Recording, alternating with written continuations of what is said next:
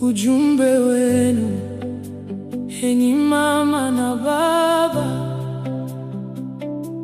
ni huzuni kuona vijana wanavyokufa, mnavyoangamiza vijana wenu, enyi akina mama na akina baba.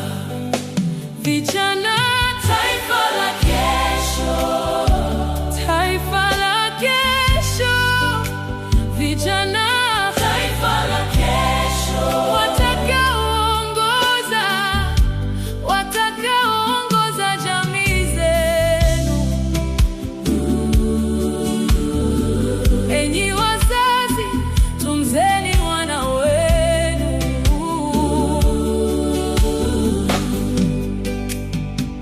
Vijana mashupavu wenye nguvu, vijana taifa la kesho, wastahili kuheshimiwa.